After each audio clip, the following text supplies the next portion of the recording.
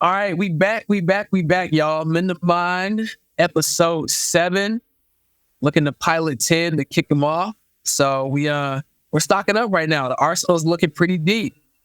So shout out to the boy Nicky D for getting us rolling. And to our honored guests today, we got Mr. Russo and Mr. Anthony here. I'm sorry, doctors, we should say, in Nick's words. So, and what we'll do is, as always, we're going to shameless plug, like, follow, share, please. If anything resonates with any of y'all, any listeners, share it, let's get the word out there. Let's mend the mind. But Mr. Anthony, if you don't mind kicking us off, give us a little bio about yourself. And then Russo will roll you. Oh man, tough. Got to kick it off. It's a high standard right there, Mike. I'm gonna do my best here. Anthony, last name's Alibro. Forgot to put that little snippet in the intro there. No Nick. We went to Florida State together. Got my graduate degree in sports psychology. Been working now with the military as a contractor, practicing in the field of sport and performance psychology with tactical athletes, so military members. Little bit of background there. Any fun facts? Fun facts. Oh, all right, so I'll go to my go-to fun fact. I thought I was going to go into neuroscience before I got into sports psychology. So I worked in right outside DC, and when COVID happened, Fauci worked like 2 buildings down from me. So I was like grunt level. So like, not a flex at all. Like I was like, Fauci saw me, he'd be like, "What are you doing? Get back in lab. Like stop talking to me." But like, it was wild to just like to see that all unfold in front of me. So that was my fun fact. Worked 2 buildings off from Fauci. Dope. All right, you get any inside secrets that we need to know about, or can you got an NDA that you're attached to? Got a couple NDAs, but the nuclear weapons are no. Dope. Well, we appreciate the intro. All right, Mr. Russo, if you want to go ahead and give us your intro too, please. Of course, yeah, it's tough to follow that fun fact right there, but I'll see what I can do. Yeah, so my name's Nick Russo. I also went to Florida State with Nick and Anthony in the sports psych program. And now I'm in my 2nd year of my PsyD at Marshall in West Virginia. So just starting to work with clients on the clinical side of things as well. And kind of my ultimate goal would be to combine the mental performance side with the kind of clinical psych side in the future. So yeah, that's kind of where I am right now and everything, but excited to talk to you guys.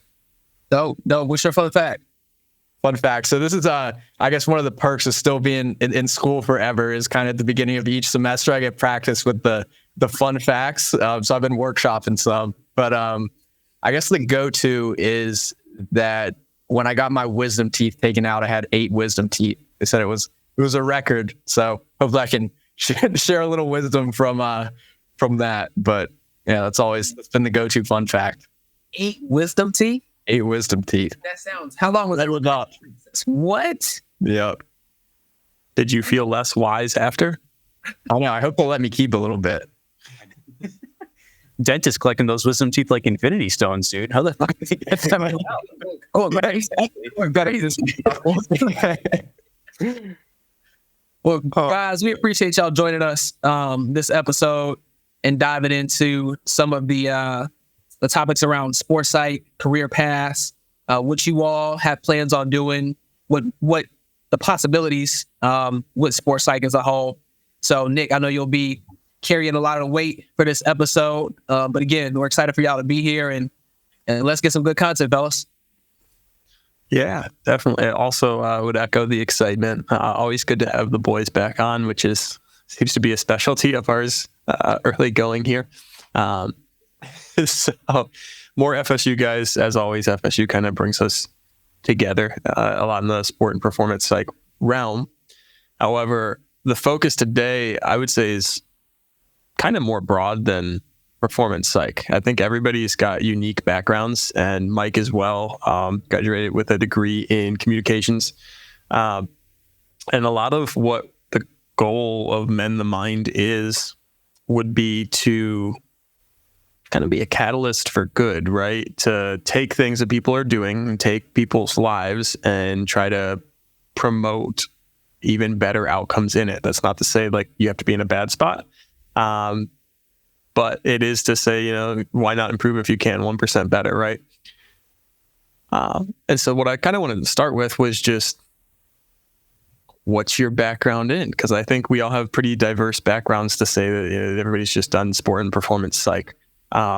Mr. Russo, I'm going to go back over to you. One day we'll be Dr. Russo. Anthony's just smart, so we call him doctor, but no official doctors here yet. So I'll put that disclaimer out there. But Russo, you had quite an involved undergrad, if I'm not mistaken, between kind of extracurriculars, and I don't know if we've talked specifically about your studies. I know we hit it off talking about research, but where was your head at, and what brought you to like sports psych? Yeah, I guess it's kind of an interesting path. So kind of going into undergrad, I wasn't really planning to pursue psychology or anything like that. So I went to Denison, which is a small liberal arts school in Ohio. And I didn't really know what direction I kind of wanted to go, and how, I guess, sports had always been kind of a big part of my life, as well as seeing kind of mental health and kind of the interaction between the two. But I never kind of, I guess, put it together or prioritized the mental side when I was playing or anything. But basically how it kind of worked was, so my freshman year, I tried to walk onto the baseball team. So I played kind of the fall semester, and then kind of came to a crossroads when that ended. So I didn't end up making the team at the end of the fall semester. Kind of left me figuring out, like, what do I really kind of want to do? Because up until that point, I guess I didn't realize as much how like sports had been such a part of my identity, and figuring out, I guess, I don't know, like who I was in the world and things like that. So after kind of playing that first semester, reflecting a little bit, I ended up coming back to work for the team kind of as a manager for the second part of my kind of freshman year. So being able to see the game from two sides of it, and I was able to form kind of a lot of close connections and met some of my best friends through that experience, and just seeing the, pressures that go into the kind of college athletics, from the administrative side of things as the players, as far as getting, social pulls, managing time, kind of performance stressors, and even myself, when I that wasn't a part of my, I guess, identity anymore, figuring out kind of who I was, and then reflecting on, I guess, what I could have done better, as far as what would have made that experience kind of, I guess, better for me, because I didn't prioritize the mental side of things. I had a lot of performance anxiety and a bunch of those kind of outside stressors, where I was focused on things that I couldn't really control. And I don't think that I got as much out of the sporting experience as I could have. And I don't know, I just think that kind of that college athletics standpoint is when that's such a big life transition. Like I said, the social side of things, the mental health side of things, then wanting to perform to the best of your ability. I thought I would have had a lot of benefit if I were exposed to sports psych kind of earlier, and just kind of how to manage those stressors and be able to kind of weigh all those things. So that's what kind of initially led my interest in sports psych. And then I actually just took a psychology class as kind of just a way to get a science credit with a lab. But I ended up kind of falling in love with it. And like I said, I saw it could be kind of a way to connect it to the psychology side, which I found to be really interesting, with the athletic side, which is, like I said, something that was always kind of a part of my life. So that's, I guess, kind of how I figured out sports psych was even kind of a route. And while I was at Denison, I got the opportunity to work with, I was able to do kind of an internship with one of the assistant athletic directors, who kind of was my first exposure to sports psych and how that can look in a college environment. So that was a really great experience. And then I interned in Philadelphia at Temple. Kind of one piece was in an addiction clinic, and then the other piece was at with a sports psychology professor. So again, just being able to kind of talk with professionals in the field, kind of seeing that hands-on mental health side of things, and then also the applied sports psych side, and how those two can come together. And like I said, really interact, and kind of working with people as, I guess, the whole person, I guess, is something that I've always kind of thought of. And that's what kind of led me to FSU. And then now kind of on the journey for the clinical side of things, and still trying to weave in sports psych. But that's, I guess, kind of spark notes of my journey of how I got here. And kind of, like I said, I hope to just be able to use my experiences, because I think a lot of the stuff that we've learned, that I'm still trying to learn, would be really beneficial to kind of implement in people's lives, especially kind of at that crossroads when you're coming to college and things like that. So that's kind of my why, I guess, to try to give some of those skills and tools to other people in a similar situation. Yeah, I love that. And I'd like to highlight the kind of mirroring and applicability to life. I think that'll be a big piece throughout the podcast today. So sparking interest in the mental side, even from freshman year at Denison, and this continued journey of wanting to help people and seeing the mirrored application of what you're learning. So that's awesome. Thank you for sharing that. And then Anthony, you mentioned you wound up in DC at one point. Walk us through how you get there and then how you get down to FSU. Man, all right. Russo's spark notes were pretty solid. It's going to be a tough follow for Mr. Russo, but he sets the bar for us. We appreciate that. So I'll start back in high school when I, thinking back to like my athletic days, and like similar to Russo, like I was like a head case as an athlete. Like I would have like wicked performance anxiety. I'd be in my own head all the time, and like at that point, I knew nothing of the field of sports psychology. I'm like, this is normal. Like I'm just shaky. I'm XYZ, right? Didn't go on to college athletics. Didn't have that athletic ability by any means. I actually went to University of South Florida, like Tampa area. And I had no idea what I wanted to do in college when I initially got in. Basically, similar to Russo, I took like an intro to psych class. I was like, this looks sick. And then you see how the rest of the field of psychology is. So I basically sampled a lot of psychology classes, ranging from like developmental psychology to like a more business type psychology, organizational psych. And ultimately what I really fell in love with was the basically like a neuroscience, like a behavioral neuroscience type course, things like that, because I thought it was the most scientific and maybe like the most, like you could point to something like, hey, that's what causes this mental disorder. That's what causes anxiety. That's what causes depression, that kind of thing too. And I was like, wow, that could be something really cool. So I had a professor that I really liked. And unfortunately, she didn't have funding really for a lab at the time. So she's like, hey, like once you graduate though, you should think about applying to the post-baccalaureate program. I was like, cool. Like that sounds like a good plan there. So I just sent a bunch of cold emails out to NIH, which is National Institute of Health. And one lady who ended up being my boss, her name is Yogita, ended up responding like, hey, I have an opening coming up in August. Interviewed, got on. Basically, what she looked at was the neural circuits that underlie cognition and impulsive decision-making and things like that. But she looked at it in animal models, not in people. So some definite overlap of what we do in sports psych, but obviously we're working with rats, so can't be a complete one-to-one there. Worked there for 2 years. For a while, I thought I was going to go with it full time. I actually got accepted at the same time. I got accepted to the FSU master's degree, the master's program. I got also accepted into a neuroscience PhD down in FAU at Boca Raton. And I thought I was going to go down that path, but I was like a year and a half into the job, and I was like, I really don't want to work with animals anymore. I really don't want to be in a wet lab all the time. And I wanted to like apply what I was learning. I wanted to like actually talk with people about like, hey, like you want to be better at something, do XYZ, right? You want to optimize your brain, optimize your mind.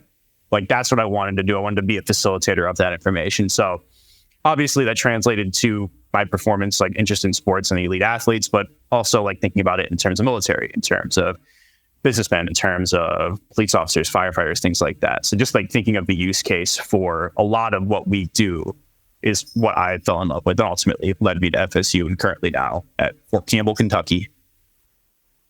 Yeah, no, I mean, another crazy route. I actually didn't know that you were almost an FAU owl. So that's big. I think the neuroscience aspect is interesting when we talk about it, especially so for those who don't know, Anthony and I work next to each other, desk buddies. But I was very similarly interested in neuroscience because, like you said, you can see what's going on, right? There's a physical, I don't want to say like copy, but mirroring and explanation for, behavior, which is cool. It's not something that we really touched on in high school a lot. So when I found out that was a thing, that kind of sparked my interest. And I started as neuro at Rochester and then switched to cognitive science, which it's not that big of a field, to be honest, in terms of like it being a specific major, but it kind of splits the gap between neuro and psychology, a little bit more science than psychology itself when we talk about like hard science and things like that. But still a lot of like theory based, which I would say neuro is more of that hard science core. And then psychology would be even less of the science and more of that theory. And I slowly moved from neuro to cognitive science and then all the way over to psych. We had some interesting turnover in the department, and that's probably the best way to put that. What kind of led, I guess just that, I feel like that's interesting. What kind of led you to that shift, I guess, from one kind of side to the other? Yeah, I mean, that's a good question. I view psych, and I think what interested me in it is understanding the why and what leads to what. And with this, I'm actually going to go to Mike, because everywhere that I have been around Mike, he has an emphasis on this. And similar again to the neuro that Anthony was talking about, like having this framework that leads to like an understanding of, okay, well, if you do this, like it's going to lead to this, right? I loved that. I didn't love chemistry, so that was the first switch. And then after that, I was doubling in psych and cog sci, and then the cog sci department kind of caved in on itself. I didn't really enjoy the styles of the professors that had come in, so I switched all of my like dual credits over to psych itself, which worked out really nicely. It actually allowed me to take like a meditation course and really emphasis on some like mindfulness for a semester and things like that. But really the framework. So, what leads to what, and how can you promote the positive outcomes? Like if I want to end up here on a map, it turns out that there's framework to say, start here and follow this path, and you're more likely to get there. And I think that is more in psych than in neuro. So I really like that theory aspect. Now, Mike, I would say definitely not as psych heavy, but you like the concepts, like the conversations are something that I feel like we've dove in a lot with. So even going back to Fleet Feet for me, you like to know how people work so that you can kind of best suit things to them. And I think that's very in line with all this, despite coming from a different field. So tell us a little bit about your journey. Yeah, I didn't realize, and you said it earlier, kind of when we were in the green room talking for a bit. It's all connected. It's all connected in some sort of way, whether you acknowledge it or not. The psyche of people and how they interact. And there are studies on this, how they interact with music when shopping, and the way that people have, or I should say companies have certain brands and the way they lay their floor out when it comes to navigating, whether it's Target or a grocery store. All those things are connected. And now that I work in sales, again, communication undergrad, sales, not really a linear path there, but doing the work that I do now, even more so, do I unconsciously interact and have to think about the psych part of the customers I'm dealing with. Like I have to understand, what are their buying motives? What are some of the objections that they're giving me? What are things that are important to them? What causes them to tick? So all of these things, and it happens so quickly because within 5 to 7 minutes, I'm doing my best to get you to trust me, and for you to understand the value that I'm hoping to add to your company, to your business and whatnot. So when we talk about, even go back to Fleet Feet, it was all about listening. And that's what I have come to understand at its core, and y'all correct me if I'm wrong, at its core, psych to be, just in my opinion, is it's a lot of listening to whoever you may be working with to better understand and best, like you said, Nick, suit their needs to make sure that you're offering the best service or the best possible outcome for whatever it is that they're working towards or want to accomplish. So, in similar fashion, I have had some experience, not directly psych related, but within the ballpark of psych and understanding some basic concepts, and then talking to you, learning what you were going through in school, or not going through, but learning some of the tests and stuff y'all were taking, you asking me questions, kind of getting my opinion on things, just to broaden your scope on it. All of that stuff is super interesting to me. And I can't say that I knew much or if anything about it growing up, thinking about it, playing sports in my daily life. But where I'm at now, like it's something that I interact with every single day, for sure. Yeah, I think that's interesting. I also take a second to say, Russo and Anthony, like feel free to just jump in if you have anything as well. It doesn't have to be like directed towards you. But I completely agree. I think a lot of psychology is interesting in the fact that once you see it and kind of know whatever it is that the sales pitch is or what people are saying, you're like, oh yeah, that makes sense. I knew that. Like, they're really not meant to be that tricky of topics, but a lot of times there's some fancy jargon and things that go along with it that make it seem a lot more complex than it is. And I think part of that is the gap between like application and theory. The three of us here are like, I mean, we get carried away with theory in terms of like sports psych literature and things like that. Like, that's super interesting. But I would also say better than most, there's kind of this application piece. And knowing all that info is really good. You know, you could be a PhD, kind of tenured professor, you know, big doctor in the field or anything like that. But if you can't break it down in a way that is understandable and digestible to people, then it begs the question, what's the value of it? You know, if somebody else has to carry that out, there's still some value for sure, but is it as great as it could be? I think that's a big piece of what we do on the show is, you know, the same way that Mike, you use communication and the understanding of people to find applications, right? We just want a topic and we want to run with it and we want to say, what can we learn from this? We're doing the same thing with psych terminology. It's just whatever you're comfortable in. I think that's the beauty of bringing on different people with different backgrounds is they interpret things a little bit differently, and so you can have different key points. But I like what you said as well about kind of relationships being that foundation and that listening, because even if it's not listening to a person, like listening to the information that's in front of you, I think does drive pretty much everything. And sometimes we get caught up trying to run before we walk and take the relationship aspect for granted. Sales, like you said, you can't do that. In a lot of ways, you can't. Like leadership, we always want to focus top down, but there's a bottom up aspect as well. You know, like put yourself in the other person's shoes and, you know, maybe try to see it from their side and you might be more effective.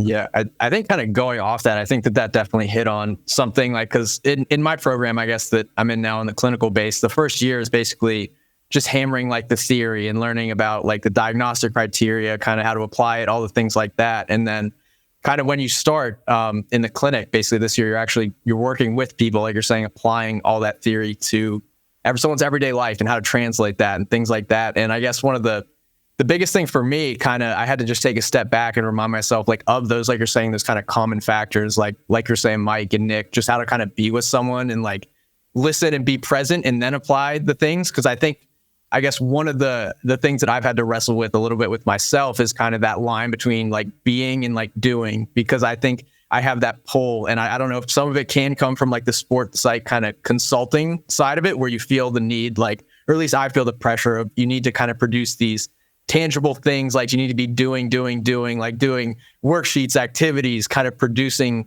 these, like I said, tangible things, which is, I think, definitely a really good thing to track your progress and all that kind of stuff. But one of the things that I've noticed kind of from the clinical side is, like you said, that kind of common factors, like those things that are really foundational to therapy and in that kind of helping relationship with someone, as far as just, like you said, the active listening, kind of the communication, just being present with someone and building that kind of relationship and connection is really like foundational to kind of whatever direction you're going, whether it be like the sports side of things, sales, or the kind of clinical side. Like that's one of the kind of things that has really opened my eyes, I guess, just how much that kind of can play a role. And then it's kind of foundational to the stuff that you kind of build on top of it with the skills training and the kind of producible things that you make, I guess. I like the way you said that, Russo, because like, I think like the basis of psychology is like people like to be heard, right? Like people, it's like at its core, people like to be like validated. Like Freud has some, you know, some hot takes on a lot of things, right? But like one of the things he believed was like, hey, Nick and I can sit down and do a therapy session right now, and I could literally fall asleep, right? But as long as Nick thinks that like I'm listening to him, we're A-okay, right? Whether or not that tracks or not, you know, if Nick sees me like snoring, it's probably not going to be great for our therapeutic or consulting relationship there. But it is that idea, like if you can be that active listener, that active communicator, show like an authentic interest in someone and their issues, it's going to do a lot of wonders for you in every field. Like obviously like a more seculated field, but in sales and communications and business and things like that, like that simple fact that people like to be heard in that regard. And also like being person focused is only going to help you with whatever you're doing in life, right? Like Russo said, I could have like all these great tools and things like that. I'm just throwing it. Like, hey, Russo, this is going to help you. This is going to help you. This is going to help you. I'm like, you're not listening. You're just throwing stuff that need to do. And you don't even know what my issue is. I'm like, yeah, but the theory. And like, how helpful is that when you're just yelling theory at them when you're not listening to them? So it is overglossed sometimes. That's good. I really like the way you put that. That's really good. And Nick, you talked about simplifying things. And at its core, I think that's what people want. People want simple. They want a lot of information in a very concise and simple manner that they can digest and understand. And that's what it comes down to. So I think you articulated that very, very well. Appreciate that. I think both. I don't know which Nick that was at. Felt like it, both of us. I did want to build on that real quick though. Completely agree. Simplicity and digestibility is massive. And that being said, if the goal is to, make progress, and really, I think another key piece here is the perception of progress, right? Like whoever you're working with, if you're in a consultant role, is who needs to be feeling that progress. It is a two-way street. So it'd be nice if, as the consultant, you're also feeling progress, but that's huge. And I think diving in with the show and the idea of getting better in different aspects of life, what are kind of some simple key and core principles that you think a lot builds off of? And I think, Mike, I'd be curious to hear your answers first and then kind of bounce around the horn a little bit. Ask that question one more time. It cut out for me just a bit. No worries. So just like core and key principles that amplify a lot of different things, right? So if there was one or two things you could work on, what would you do? What would you say everybody can benefit from? Hey, this and this.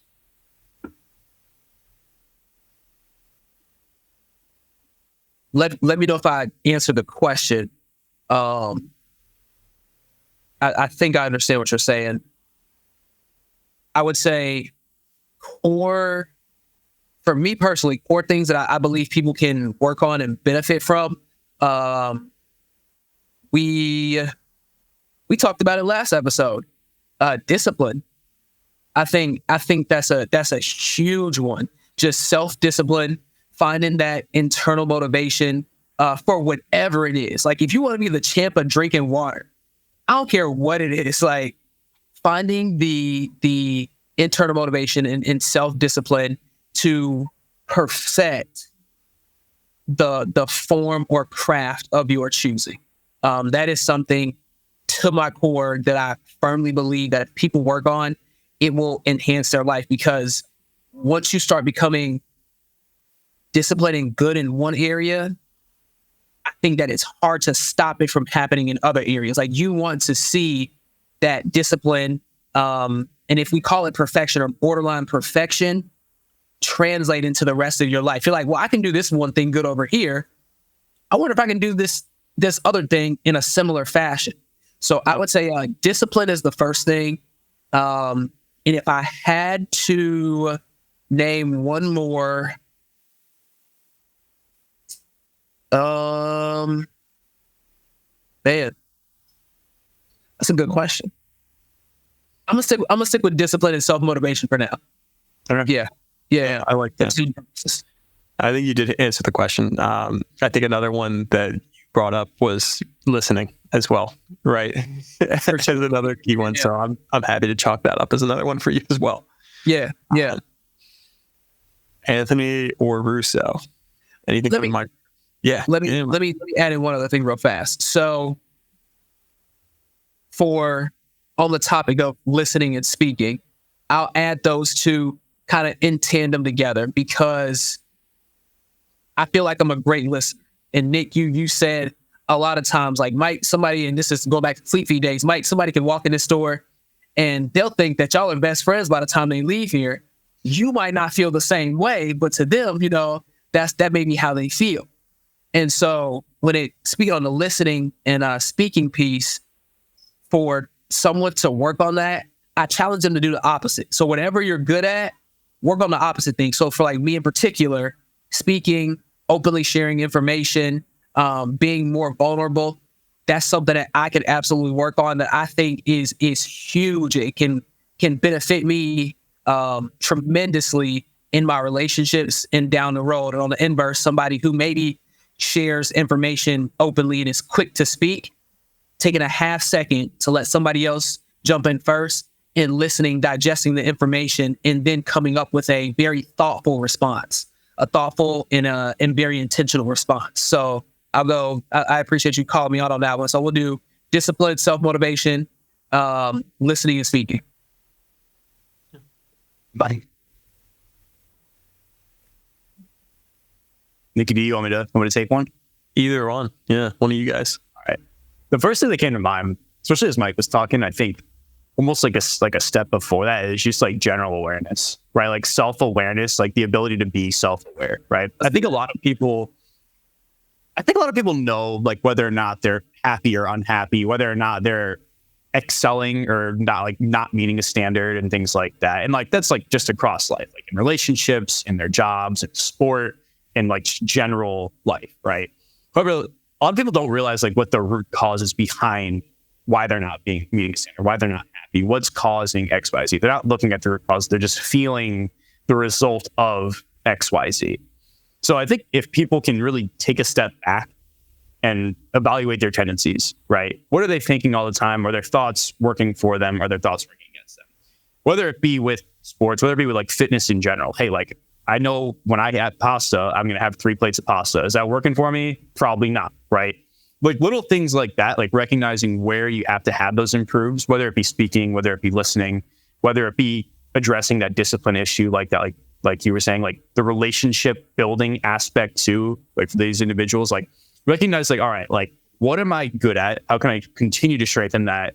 Where am I coming up short? Like totality, holistically as a person, right? What do I need to continue to focus on building to continue to progress, to continue to be happier, to continue to be meeting these standards that I'm setting out for myself? So I think awareness, just building a self-awareness piece to that is just critical for just about everything in life. I love that. That's good. Yeah. Yeah, you kind of took the words out of my mouth with that one. I feel like that's kind of one of the things, like whenever I'm working with someone and even when I'm like kind of reflecting with myself, I feel like that foundational kind of component is that awareness. Like you're saying, I think one of the phrases that stands out to me is just this idea of kind of success leaves clues, right? I feel like we can get in this habit of kind of just going through the motions, especially whether it be in sports and just like daily lives, just kind of, especially when things get busy. It can be hard to take that step back and evaluate like what's working. And then on the other side, like what isn't working and what are those kind of like common threads. So I think, yeah, awareness is kind of the big one for me that kind of stands out, but kind of, I guess going off of that, I think kind of being able to see those, I guess, patterns and connections that you can have between like our thoughts, taking a second to like identify those, how it connects with our emotions and how those influence our behaviors. And then kind of taking a second to get that awareness and like Mike, like you're saying, be kind of vulnerable enough to be able to drill down and see what are those, I guess, like core beliefs, for lack of a better term, to see where those kind of things come from and kind of how we can kind of be really, I think another, I guess, thing that stands out to me is being like intentional, right? So having that awareness, but then being very intentional about how can we kind of modify these things and practice these so it's not something that just kind of happens. It's this kind of taking those things where we're just going like through the motions and bringing them back to kind of within our control a little bit and seeing how each part of our lives kind of, I don't know, connect and influence each other. And I think that's one of the things that really kind of drew me, like I said, to kind of the combination of sports psych and clinical psych is just seeing how, I don't know, working with the whole person and seeing how these two sides of someone's life are very much kind of interconnected, in my opinion, I guess. Yeah. Yeah. And I think kind of another thing, like going off of that's helped me a lot is just this idea of kind of being present. I think that's another thing that can be taken for granted a lot and just kind of being in the moment with things. It sounds so simple.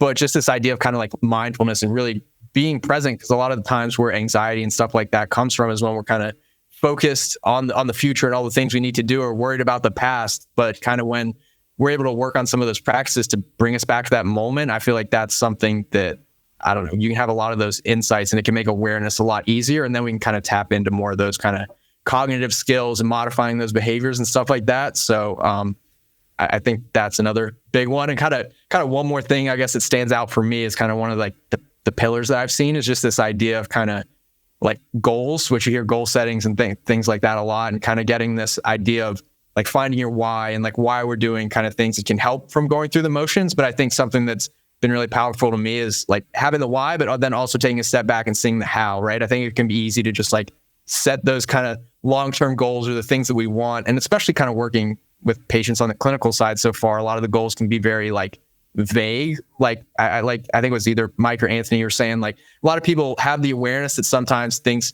aren't going well or they are going well, but they don't really know kind of why. And it can be hard to kind of see like, okay, well, what do we do to kind of make those changes? But I think kind of the more we can drill down to that and make those things like tangible and work with kind of how do we get there, it can be kind of a freeing process. And that ties in again with mindfulness, being present. So yeah, I guess to kind of sum it up, I guess just that awareness piece, kind of being intentional with it.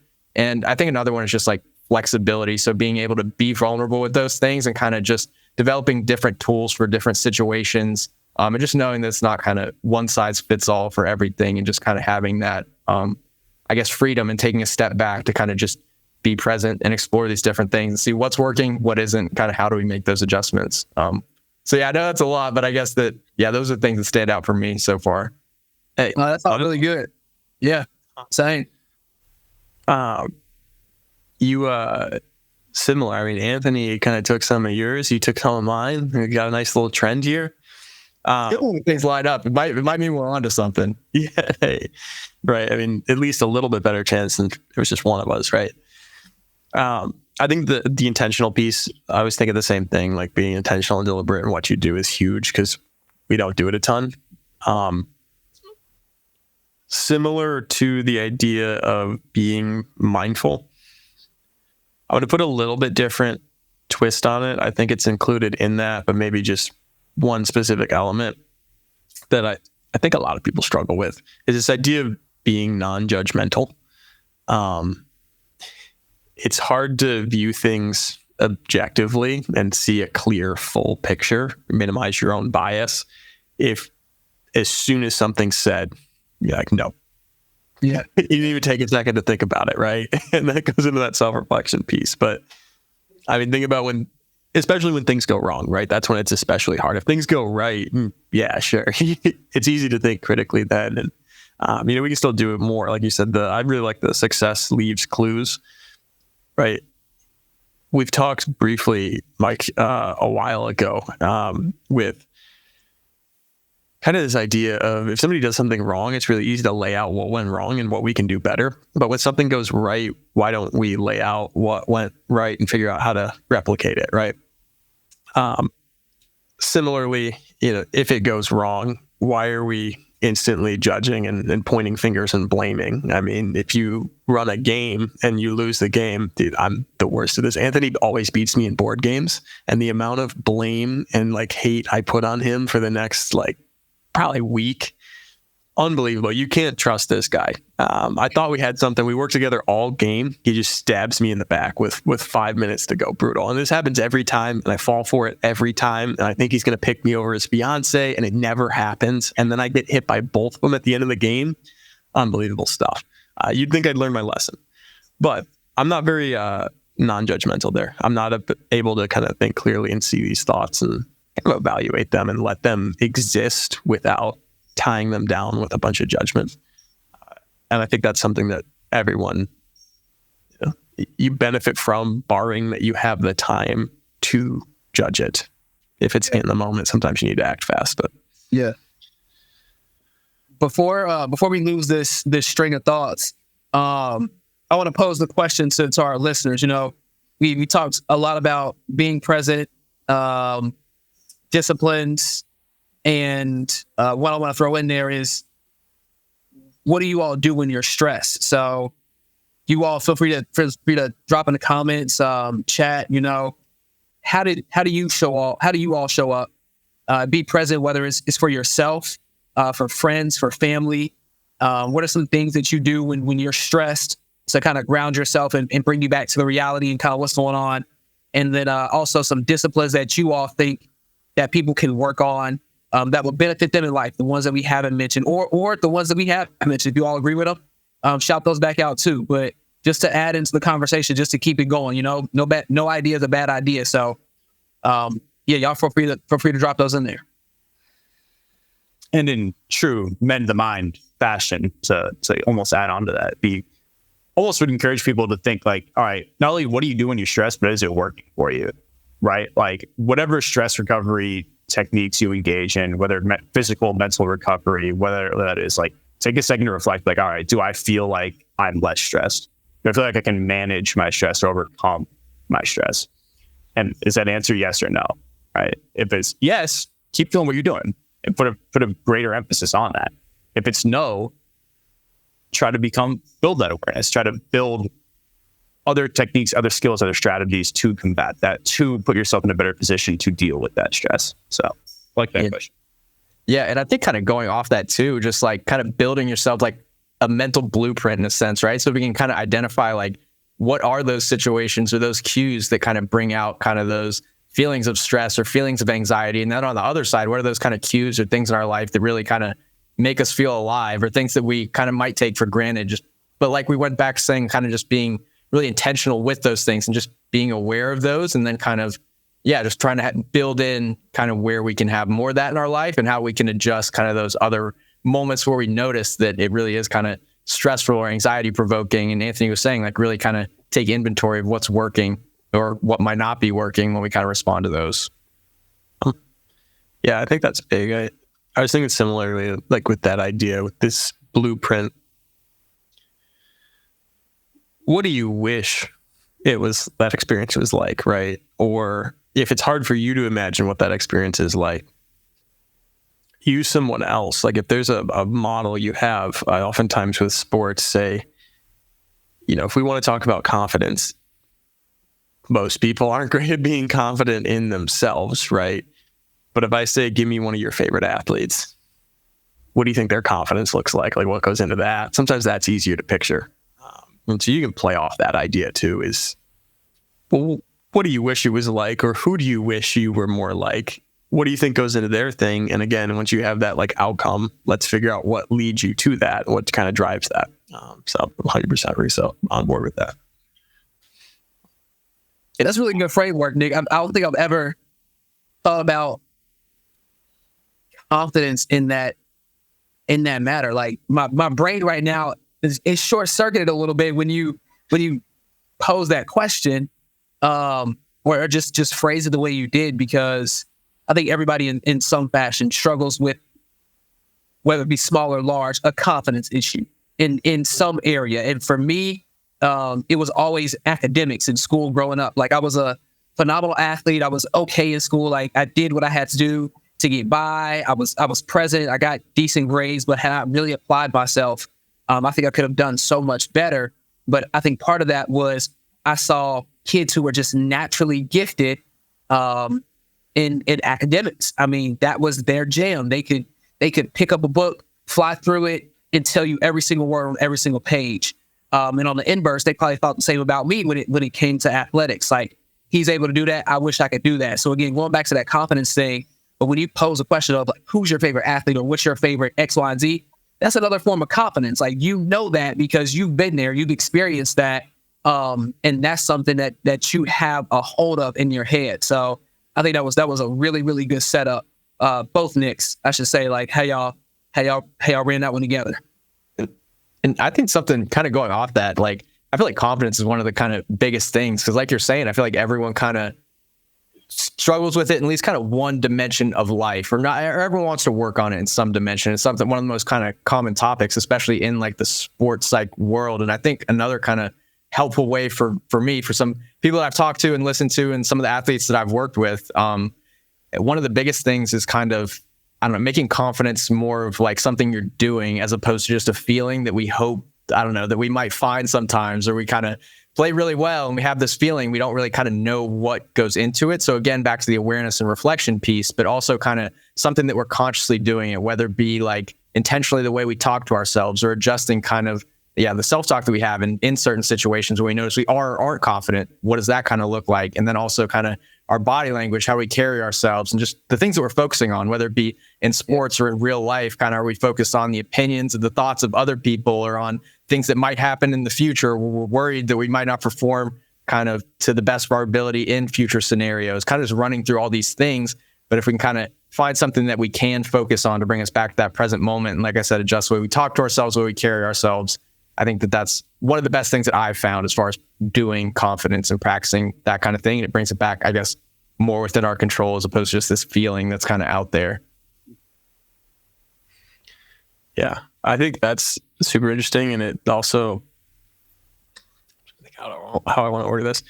I'll start by tying two topics together. So we've talked about kind of listening and speaking. Mike has some great wisdom on that. And now this idea of confidence, you guys know me, I'm going to translate it into competence as well. And you mentioned it's one of the biggest pieces, right? So the funny saying that it gets passed around a lot in performance psych is self-efficacy is the number one predictor of performance. That doesn't mean it's guaranteeing performance by any means, but the single most influential thing is belief in yourself, right? I don't think you can get very far without it. But I do think once you have a base level of it, other things start to matter a lot. And I kind of view it like multiplying by zero, right? If you have no belief in your abilities, that anything is possible, even if other people are hyping you up, if your belief is truly that you can't do it, doesn't matter. You're multiplying by zero, right? But once you have a little bit of confidence, you can kind of start to intertwine other things. Like then you can, lean on teammates and things like that that'll amplify maybe your relationships and your performance and your confidence all together. But again, you have to live a little bit yourself first. Like the belief has to be that it's possible at the very minimum. And then once you get through that and you really maximize these relationships and things like that, then you can really start to optimize performance in other ways, and get into higher level things. So I think that's crucial, but I do think it comes back to the confidence. And with that, I pose the question to all three of you. What are your quick tips on improving confidence? I think the way at least I would interpret it too is like recognize where you are at in terms of your confidence, right? Because like if you're you scale 1 to 10 and like 10 is like Conor McGregor, Vince McMahon, like LeBron, like I'm the best at what I do, period. And you're chilling at like a 0 or 1, like looking at those individuals and being like, there's never a chance you're ever going to get to that point.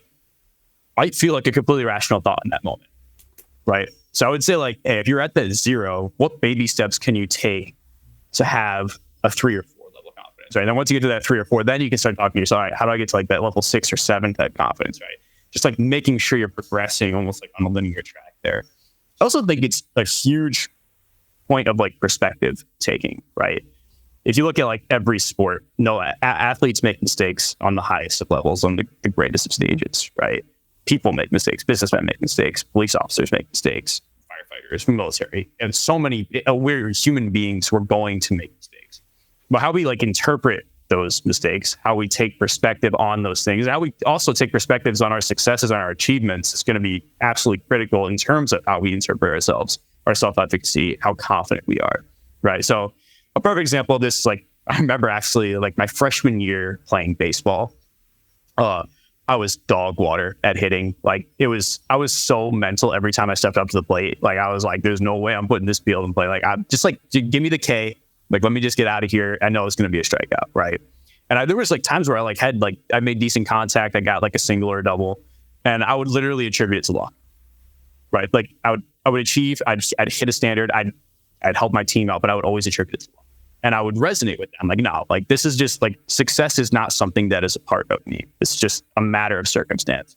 But every time I failed, I really dwelled on that, right? Whether it was a strikeout, whether it was a double play, something like that. I was like, yeah, this is the norm for me. So if you recognize that, again, going back to that awareness piece, try to find ways to flip that on its head, right? Try to find ways to be like, all right, like, yeah, like even the best hitters in Major League Baseball are hitting around 300, right? They're not batting 1,000. Even the best businessmen are going to make mistakes. Even the best of the best are going to come up short on some occasions. So recognizing your successes, how to build off of those, and relishing in those successes would be one of the small steps that I would recommend. And then recognizing that failure is temporary, it's inauthentic, and there's points to build upon from failure, as opposed to like, this is me. So that's my 2 cents there.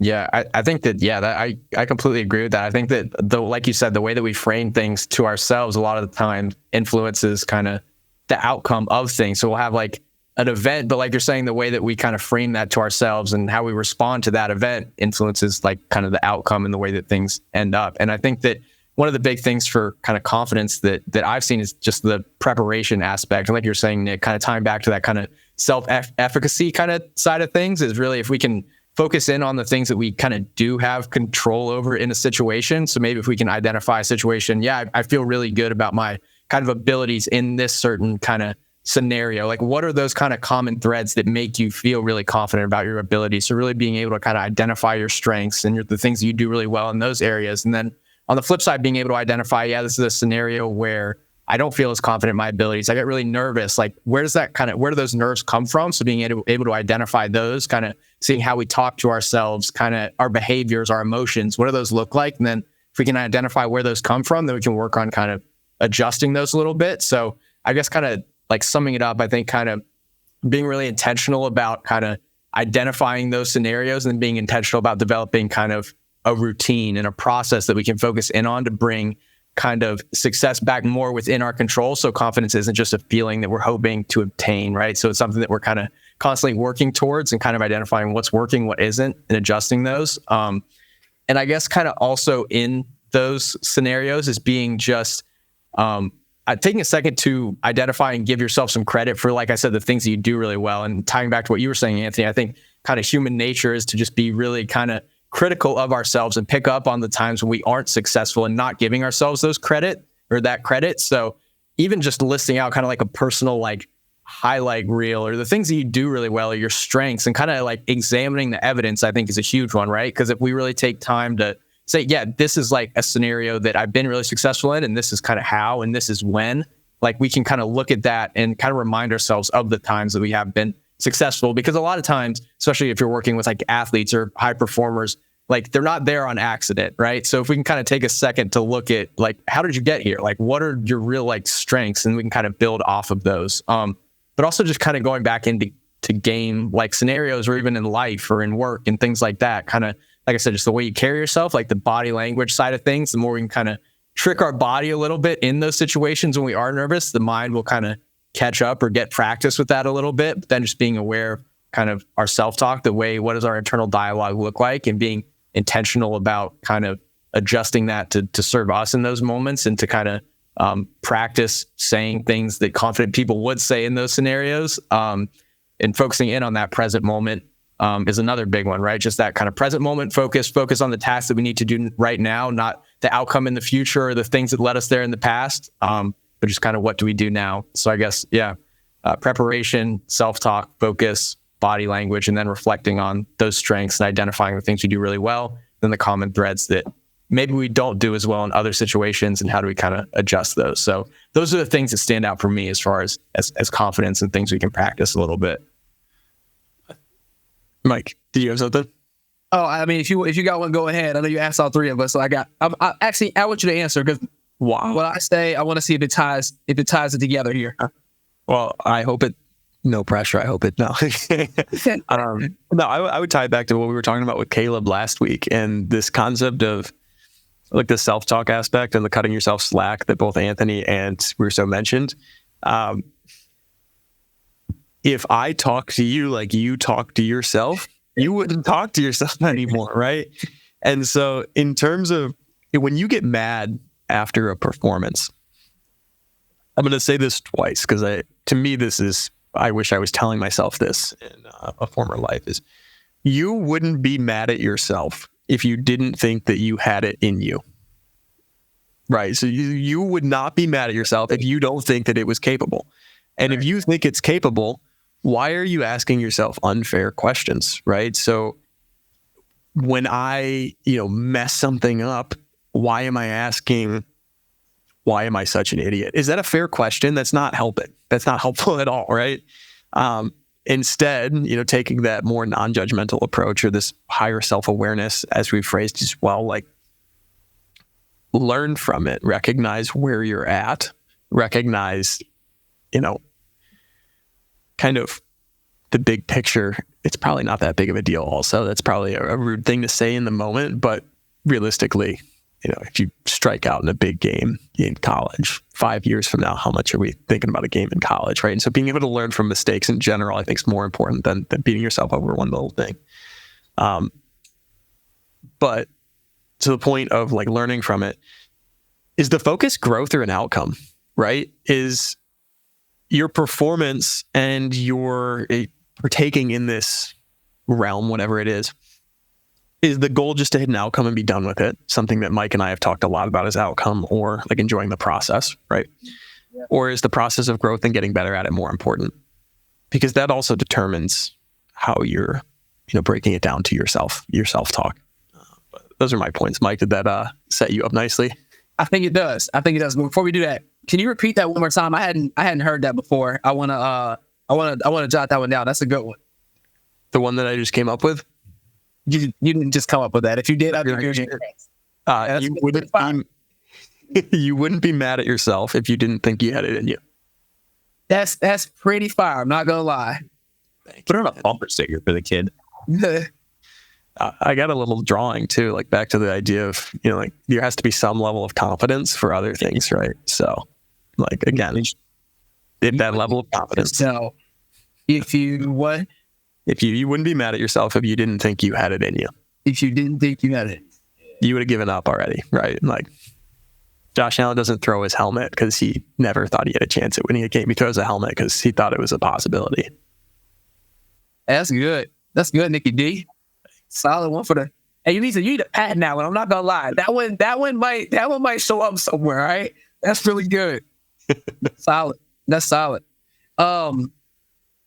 So I do think the two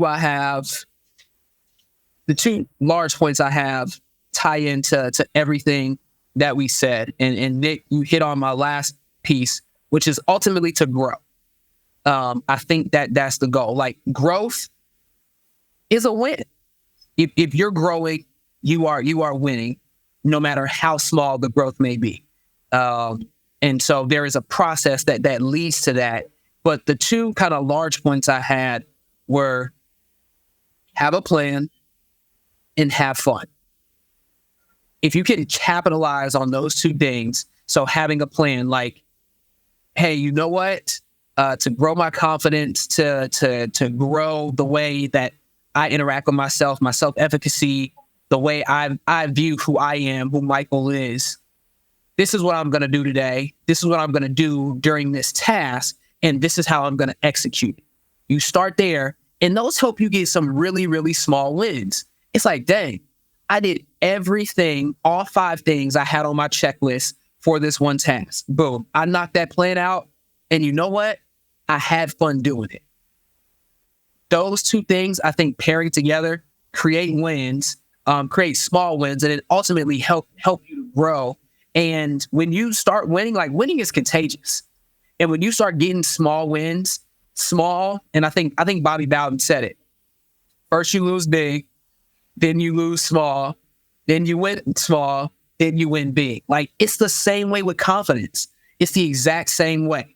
You got to start small somewhere, and you slowly have to gain momentum and get to the point where you have this big, large confidence that we'll call it what it is. Like some of our idols typically have. Some of the people that we turn to and we look at like, I wish I was that confident.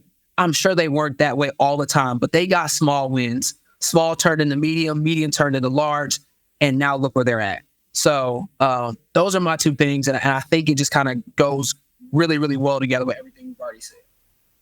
Yeah, kind of going off that, Mike. I think one of like the biggest things, like you're saying, about kind of stacking those small wins and stuff like that, and building that relationship with yourself, where you learn to trust yourself, right? If you kind of set these small goals throughout your day and you're checking those goals off the list, when we stack those small wins, then it's time for something big, right? Whether it be a performance, a presentation, or things like that, then we have evidence that we can look back on and say, you know what, like I've set out to kind of do these things in my day. I'm checking these off, and I'm building that relationship with myself where I kind of give myself evidence to see that, yeah, I'm able to follow through on a lot of these things that I'm doing. And I think the second point, kind of with having fun, I think that ties in with, I don't know, I like a phrase. It's like, nobody's better than you when you're having fun, right? So if we're like a high level performer or something like that, I mean, if you're having fun and you're putting those skills into use, like, I mean, that's when you're at your best, right? So we can learn to like build that intrinsic kind of motivation and really kind of loving what we're doing and having fun with it. Like, nobody's going to be better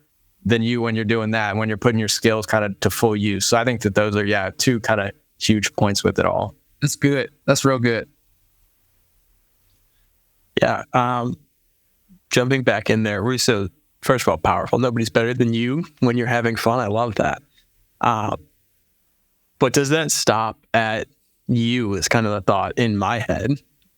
When we focus on other people, it's easy to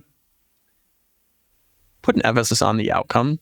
It's not about the growth as much with other people. If I'm looking from my perspective, I think tends to be the common held belief.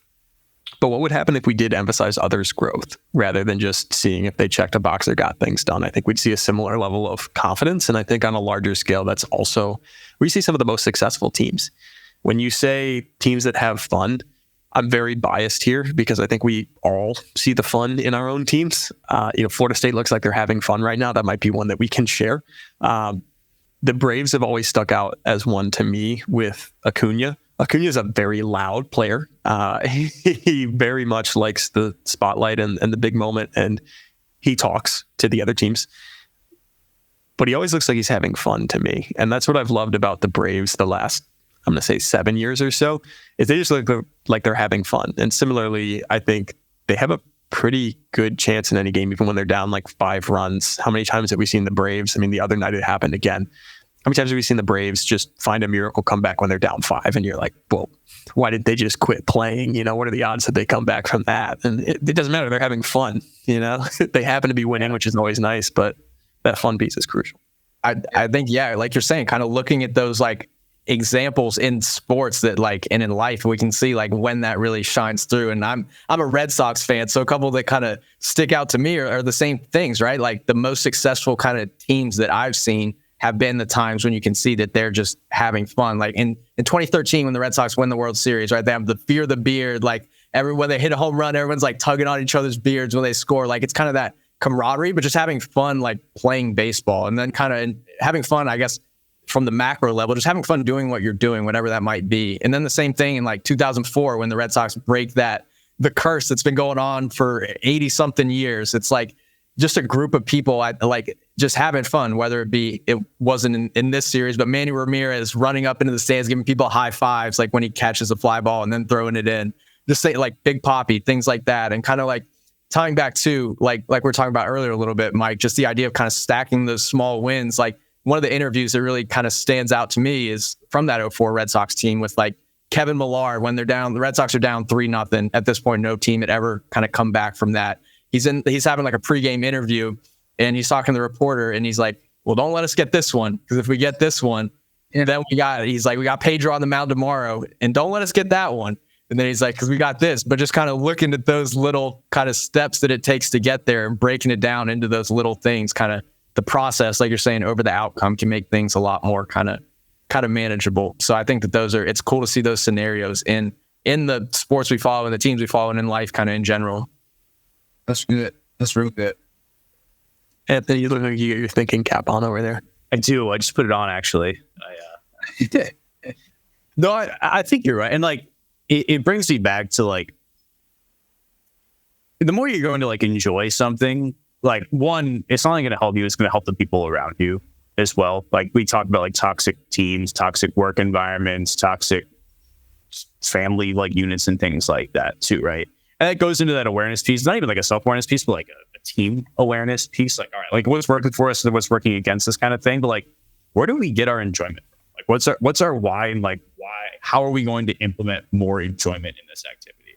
And it's going to do so many things for you in terms of motivation. It's going to do so many things in terms of how you emphasize recovery. It's going to do so many things in terms of just the relationships you build with people. Your general outlook and mentality on life is just so greatly benefited because of that simple change, and like recognizing like, all right, like I really enjoy this. I'm a Giants fan, for a New York Giants fan, and it's not been a lot of fun this first 3 weeks. I won't lie. You can see that. You can see it hasn't been a lot of fun. But with that being said, think about the heydays. I'm sorry we upset Russo's Patriots. I was having fun. They were having fun. But in that regard, like just that aspect of life, almost like the childhood giddiness that we almost stray away from when we get older and things like that. We focus on GDP. We focus on just like how we can contribute, how we can be productive, how we can be better. How can we have more fun? I think that's a question that we should ask ourselves more frequently to just get more satisfaction out of things. Yeah. Yeah. I also think like with high stakes, anything, whether this is testing, whether this is, it's a cutthroat work environment, you got to hit your quota. Whether this is a team, and you just want to win. The emphasis is so much on the outcome sometimes that it is toxic. And if we're talking about growth in general being a win, like I believe it was Mike had said, you grow more from failure, I think, than success. I think that's a reasonable take. I don't know if there's a ton of pushback on that, but maybe there is, and I'm wrong. But I think you grow a lot from failure. I think you can learn a lot from mistakes if you're willing to accept the mistake and not kind of start this blame game or denial. That's easier when you're having fun. But culturally, we love to get mad at people who are having fun in high stakes environments. I think back to even this week, I'll go back to my boy Josh, right? Josh is smiling and like joking around after losing to the Jets and blowing it with like 3 interceptions. Like a lot of people wanted to point the fingers at him. The next game, it's pregame, he's smiling and joking around again. Like he's having fun. The Bills fan base in general is, as I've said multiple times, they care more about fun than they do winning because they're not used to winning. But is that a bad thing? Because people want to, say like, hey, you got to take this more seriously. This is your job. You need to go out there. You need to perform. Really? Do you? Like performing is good, and it's definitely a crucial element to maintaining that job if the outcome is the only thing driving it. But I like when players are having fun and able to kind of separate themselves and learn from the experience. Because I also think when you get to the film room, you're less defensive in like what happened. Oh, well, he didn't run the route right? No offense to, the great Tom Brady, but I would say he is an example where, Tom Brady doesn't really like to take the blame. It's usually somebody else's fault. Now, granted, he is probably the smartest player on the field. A lot of the time he is right. But in the scenario where he threw the ball wrong, did he say that to the receiver? Or did he still point at the receiver and say like, hey, I can't believe you weren't here? Like you can still be good without having fun as well, I think is another point to make. But it's definitely easier to grow when having fun than not. I think then the losing takes over and you lose interest. Yeah, and I talk about Brady like that. I know, I got to contain myself.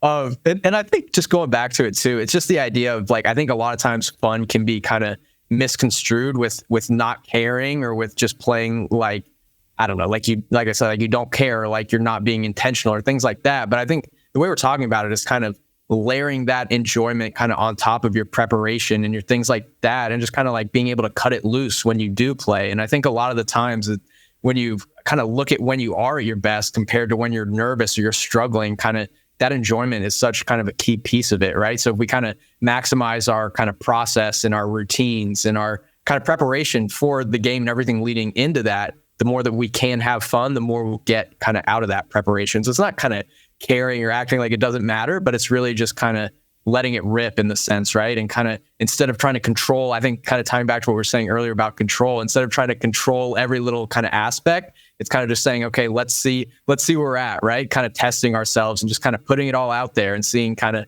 where we are and what adjustments we can make after and how we can grow. But just while we're kind of in that performance moment, just being able to kind of let it rip in a sense, I guess. I like that. So, like with like working with like all these performance populations, like athletes, like one of the things we harp on as like sport and performance psychologists, mental performance consultants, I know it's our official title, like is like just control what you can control. so many people, so many athletes, all like in their lives, just always focus on what they cannot control. Oh, the weather's shitty. Oh, like this person's treating me like dog water. Like, oh, this is happening, this is happening, this is happening. It becomes this woe is me type mentality. And it sucks the fun out of things. It kills your motivation with things. It just like completely puts, rather than rose-tinted glasses, you have the cloud over your head all the time because you're always worried about everything that you can't control. So like, again, with the perspective shifting, I'm like, all right, what is something that I can immediately influence in my life where I can see positive change, where I can be happier, where I can get greater satisfaction, where I can see this growth that we're talking about too? Like, what can I actually control? And that goes back to the awareness piece again. But another big reflection point there. Yeah, I think that's such a huge one. Kind of, I think the natural tendency, especially when people are really competitive and they're kind of driven, and these high performers, is the folks, I want to win, I want to achieve this, I want to do that. It can be so easy to focus on the outcome. But I think if we can kind of take a step back and it's like, well, can you control the outcome? And a lot of people say, yeah, I can control that. But it's like, if we can control winning, if we can control doing this, like, why do we ever lose? Like, why does that happen if we can control it, right? So it's kind of shifting our focus to, like we've been kind of saying, just like the kind of process and those building blocks that lead into winning, like our preparation, having fun, enjoying it, kind of seeing what those ingredients are to winning, and kind of like you're saying, the things that are within our control, the more we can focus in on those and be really aware of those and intentional with those, kind of the winning will take care of itself, right? So it's kind of, shifting that perspective with it.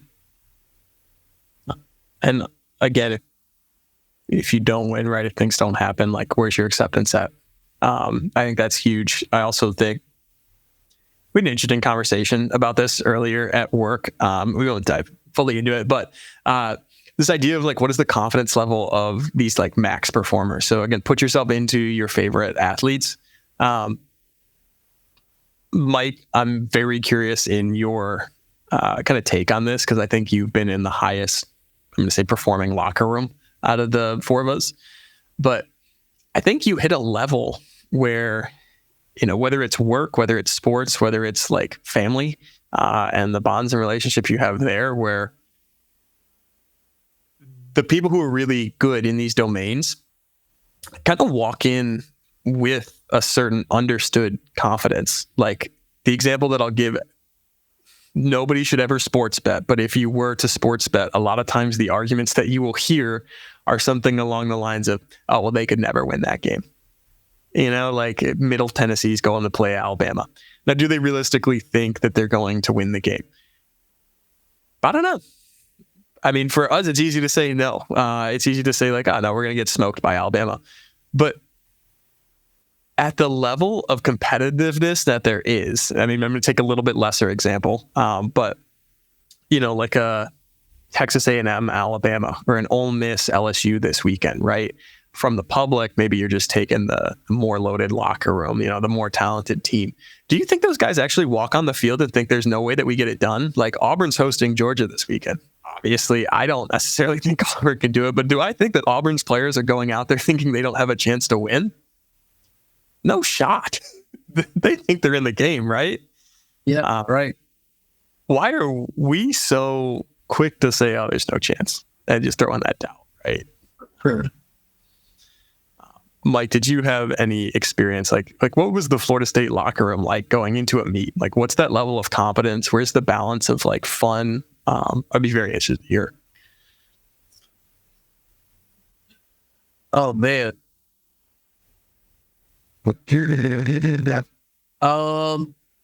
You know, that's actually kind of tough to answer, because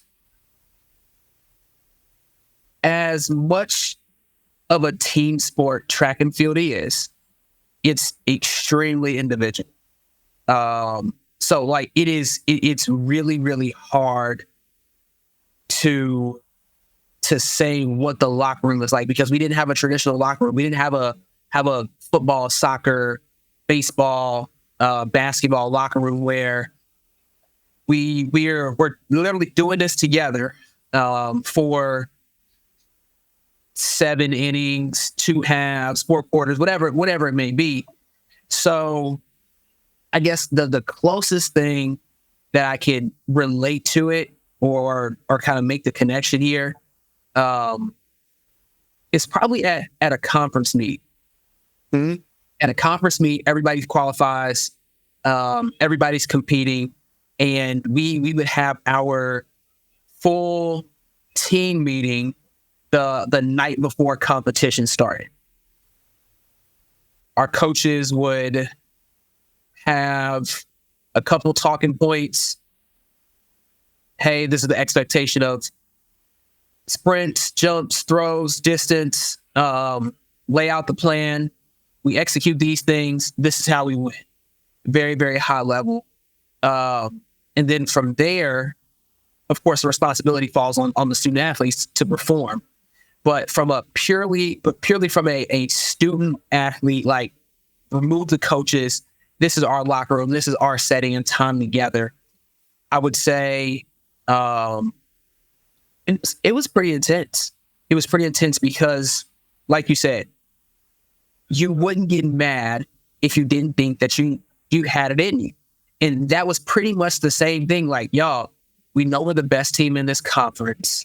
We know that on an average day, if everybody just does their job, goes out into their event and competes at a very average level, the way you've been competing at all year long, nobody does anything spectacular, we win. We walk away champions. We walk away feeling good. That intensity was felt throughout the 3 or 4 days that you would be at that conference meeting. And so the locker room, I would say there may be some individual people on the team who were really head and shoulders above the rest of the nation. We had a couple of national champions on some of the teams I was a part of. And there's the swagger of those guys was very, very different. And they were able to kind of carry the torch and some of the weight in those meetings. But yeah, I would say that's what it's like, if that makes sense. Like, it's a little hard to connect it because of the track and field aspect, but I would say that's the closest thing I can get to for it.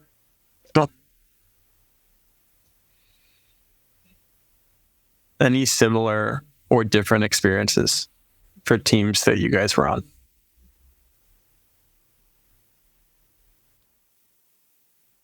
I would just say, I guess with baseball, it's similar in the sense of it is a very team kind of game, but there's a lot of kind of individual components like with it, whether you're pitching or you're hitting, kind of the focus is on you, and the kind of, I don't know, I guess the way that people process that is very different. But I would just say, the most successful teams that I've ever been a part of have had that kind of element of kind of enjoyment, but also kind of understanding that everyone, I think another big kind of piece with teams is like kind of role clarity and understanding where everyone kind of fits on that team. And you're kind of tying back to efficacy, the role that kind of you play in achieving that kind of ultimate goal, and the kind of comfortability kind of with that, and just being able to kind of maximize that and just enjoy it the best that you can, right? So kind of being able to enjoy like the little things and kind of being able to, I don't know, find the little things, whether it being like practice that you enjoy or kind of making competitions with things like that. But I would just say that enjoyment has been kind of a common theme,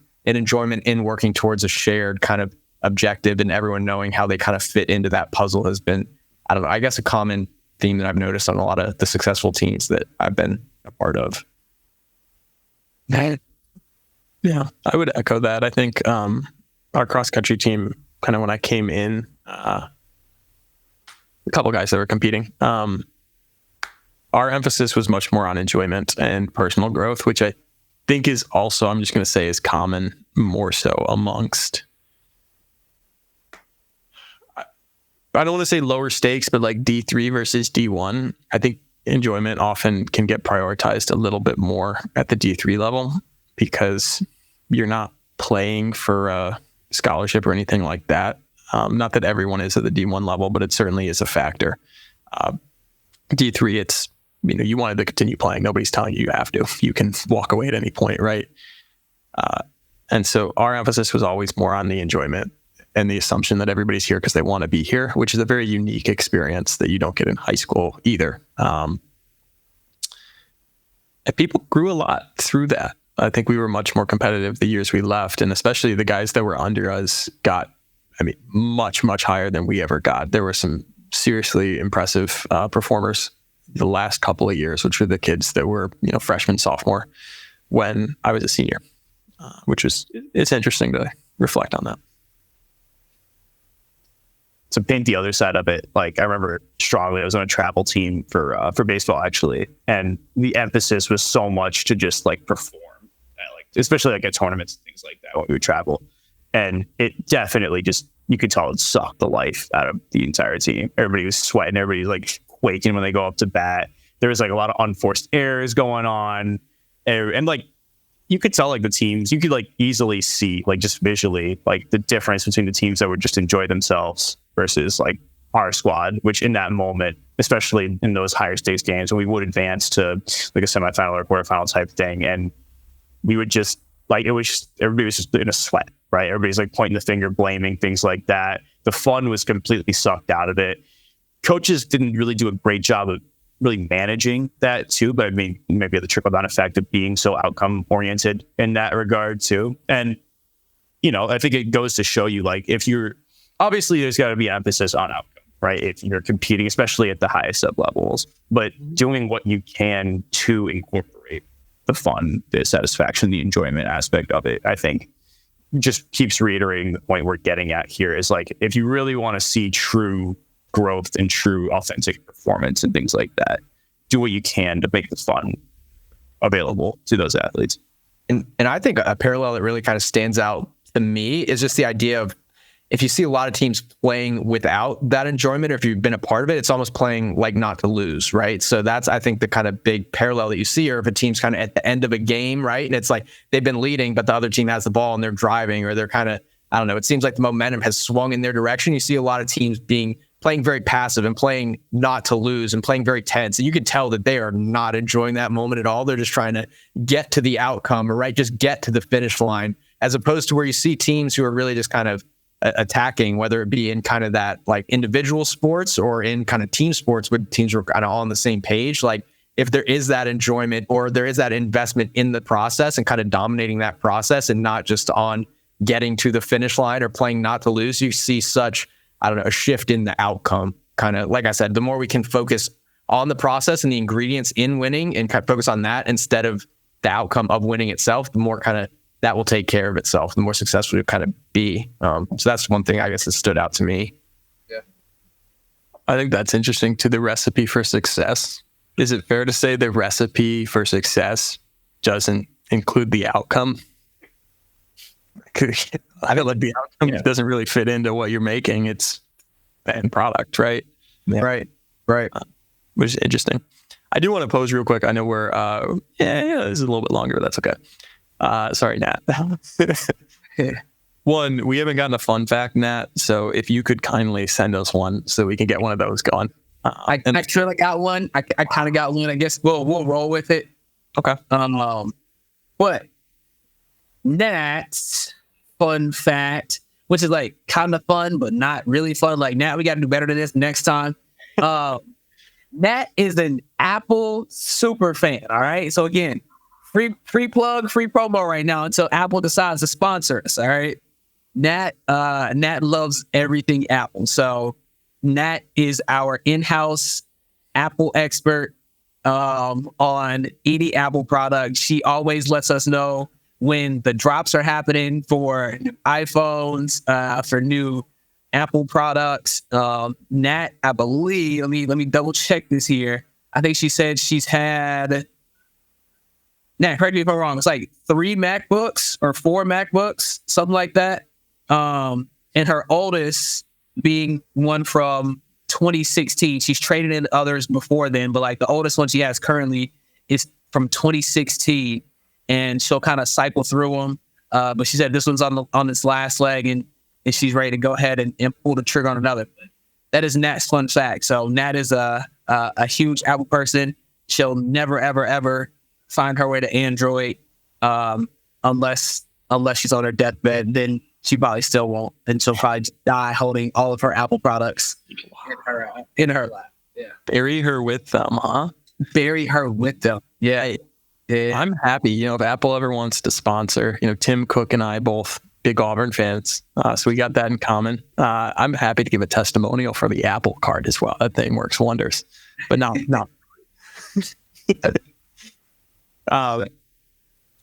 real quick, kind of wrapping things up, I would like to throw another parallel and a question, maybe a quick self-reflection or just whatever your thoughts are on it. But this idea of what we've been talking about with sports and like the level of, team kind of confidence and focus on outcome, process, wherever you want to go with this, many of the topics that we touched on. Does it play a similar role in other domains, such as the workplace? Family relationships would be the other one for me. What do you think about that? Where do you see parallels? Do you see any differences? I guess I can start. I definitely, because when you ask that, I think that's one of the cool things that I guess stands out with psych for me, just kind of seeing the parallels in different domains, especially kind of working on kind of two sides of it now, like where it was just kind of the performance side of things, but now it's the clinical side. You can see a lot of those kind of common threads with people and common, I guess, things and the way that they manifest. But even kind of in myself, like you're saying, in my relationships with people in my life, when I am intentional, when I'm focused on the process, when I'm planning out my day, when I'm kind of monitoring the way that I'm talking to myself, when I'm kind of actively engaging in that kind of reflection and being focused on the present moment, I notice that I'm so much happier. I'm so much more kind of productive. And then kind of when I'm able to, as we talked about before, when I'm able to notice kind of the situations where I do perform really well and seeing what the common threads are, I'm able to apply those to kind of other areas of my life. So I definitely think that that's one of my favorite things about psych is just kind of seeing, I don't know, the different areas that kind of all these things apply to and kind of how we can, I guess, interweave them with things. And like I said, one of the biggest, I guess, things for me, especially now where I would like to go in the future with working with people, is just kind of working with the person kind of as a whole person. And I think last year I also had the opportunity to work at the career center here and just being able to work with people kind of athletes too, and like that different context, and just being able to kind of, like I said, see how you can apply the principles across different domains and how you can get a lot of gains, both for yourself in your personal life, but also in those different kind of arenas of life, whether it be your relationships, your kind of academics, your kind of in the workplace, socially, just all those kind of things. I think that's one of the really cool things about it. Completely agree. I think especially like trying to think of this like from like a more macro perspective, like especially like in the workplace, right? We see all this turnover. We see all these companies struggling with a lot of retention, with a lot of like just keeping people happy and keeping people in positions and trying to navigate burnout and trying to navigate all these issues that they're running into, right? And I think a function of that is people aren't getting enjoyment at that position, especially where they're thinking about quitting, especially when I can go on my phone at any point and be like, oh, I wonder what LinkedIn's looking like. I wonder what Indeed's looking like. I wonder what this is looking like. It's always having that one foot out the door, always looking elsewhere because those basic needs aren't being met. I'm not linking myself to this. I'm not enjoying it. And Psych 101 tells us like, hey, if you really want to be satisfied, if you really want to see continual growth in something, it has to come from within. It has to have that intrinsic motivation with that regard too. So a lot of what we talked about, I know it was a lot of really heavily athletic focus, but I think there's direct overlap, and we see it today. We see it with numbers. We see it with companies. We see it with just about every facet of life, like as Russo talked about with more family things too. Completely agree with both points. And I'll throw another one in. Russo, you talked about playing not to lose. That in other domains is really interesting to me. I have definitely had the miserable mindset in past relationships where you're playing not to lose. And that is, man, that's it. You can feel the end coming and you know it's going to come and you're just there, man. You're just along for the ride and you're very much a passenger, not a driver of your own outcomes in that scenario. That has a lot to do with like locus of control and things, which, if we want to talk framework, that's a lot of fun. But just generally playing not to lose outside of sports, it's very easy to get burned out and very easy to be in a bad spot. I think in a workplace, if you're playing to not lose your job, especially when we talk about things like sales, man, those days get long, don't they? Or if you're, if the emphasis is the outcome on the rent that you got to pay, the car payment that you got to pay, obviously these things are important. But when that becomes the sole focus, how much does that undermine the joy that you maybe once had when you first got that job, right? Or in a relationship. I'm not qualified to talk on kids. I don't believe any of us are. However, I can speculate through like research some of the trends that seem to appear. And if you have kids and you're looking to drop us a comment and enlighten us, I'm very interested. But similarly, like Anthony, you're currently engaged. First of all, congratulations to you and Shelly again. But if your relationship is outcome focused on these weddings, or the title of being married, or even if you're in the talking stage and it's an emphasis on the title of girlfriend, boyfriend, or whatever, or it's the social media interactions, you want people posted like the soft launch, hard launch thing that's going on. That trend is crazy to me. Oh my goodness. But similarly, if the outcome is kids, or once you have kids, if the outcome is raising a successful kid, like what is this contributing to divorce rate? We want to talk turnover in the workplace. Let's talk turnover in relationships. There's probably some good research out there on that, huh? I got to imagine some of the principles that we've touched on could play a major role either for or against those things. For sure. I think that like a couple of things that you said really stood out to me as far as applying that, like you're saying, to relationships and just how you operate kind of in your personal life. I think two of the things that I've really kind of tried to implement more in their heart, like I said, just that idea, like we've talked about, just kind of being present and focused on the current moment. Like when we really kind of pause and do that, it can be a little scary at first, right? Because usually when we're just trying to achieve, do, get to this task, to the next task. And I feel like our society is very much kind of focused on that and like results driven, kind of like we've talked about, what can you produce? And like you said, that can lead to a lot of burnout when we're just focused on the outcome. So for me, I tried to kind of implement a lot of those kind of gratitude exercises, kind of just really, like I said, recognizing those things that bring that kind of joy to your day, or that when you're at your best, what are you doing? And just kind of really just reining my focus back into the present moment when I notice that I get really tied up in thinking about the future, or about the past, things that I would like to change. And then just that idea of, like you were talking about a little bit with kind of the external validation. I think that's a big kind of parallel that you see a lot of times in sports and then in life. Kind of, I know from when I would play sports and with a lot of the athletes that I've talked to, it can be one of the biggest kind of uncontrollables that can take away your energy and completely shift your kind of state, is when you're focused on, oh, I wonder what coach is thinking. I wonder what the fans are thinking. I wonder, just kind of thinking about that kind of external validation and chasing that kind of from other people or other sources that are ultimately, like we're saying, out of our control. And I think that, like I said, I think that's a common thing that I know I've struggled with in my personal life. I think other people have too, when you're kind of chasing those external kind of validators and reinforcers and those extrinsic motivation kind of pieces of things. And that's a hard road to just keep chasing those. So one of the things that I've been really focused on, like I said, in my relationships or in my pursuits academically with work, things like that, is just kind of being present, and just focusing on the things that I kind of can control, and getting that kind of intrinsic validation and kind of motivation for myself.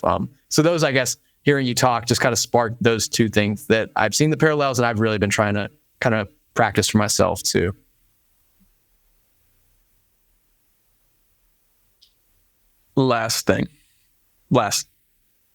Yeah, we'll go around the horn. Last week, Mike, we implemented kind of putting this into practice, right? Like, it's fun to talk about this, but can we apply it? And what does that look like? For me, my goal was to kind of take a situation that I'm not super thrilled about, like maybe more of a threat in my eyes, and try to shift that more to this opportunity, right? And so maybe something that I'm not thrilled about, right? Just shed a little bit better light on it. And the goal was to promote a little bit more gratitude with that each day. Remind the folks what your goal was for this last week or so. For this, I guess for the current week that we're in, my goal was to develop people, to do something that fulfill me. So I get fulfillment from working with others, seeing other people happy, feeling like I'm helping them grow and achieve some goals. So my goal at work was first, I talked about last week, kind of being a zombie, being a high functioning zombie at work sometimes. So working to be present, working to make sure that my presence is felt, and that I'm helping to grow people, helping them to learn something new, whether it's a skill, whether it's a product, whatever that may be. I'm pretty sure that was mine from last episode for this week. Yeah. And what I don't want to do is I don't want to turn this into an evaluation where, as Russo put, there's like this external piece of like evaluation, judgment, anything like that. So I would just encourage, and anybody following along that either tailed ours or came up with their own goals for the week, I just encourage reflection. That's between you and you. And if you want to share it beyond that, by all means, go for it. The comment definitely open for that. I know for me personally, like I feel all right sharing that it was helpful. But where I wanted to shift it to end this week is something similar. Just out of everything that we've talked about, what is one way that we can kind of stage our environment to work on one piece, right? Because it is a lot. So for me, my kind of takeaway here is I'm going to put on my mirror that I will see every day, going to brush my teeth in the morning, at night. The outcome isn't in the recipe for success. For whatever reason, that's the one thing that stuck with me. What is one thing, and maybe one method if you have it on you, that kind of stuck with you guys that you would emphasize this next week going forward, kind of, again, putting into practice what we're talking about?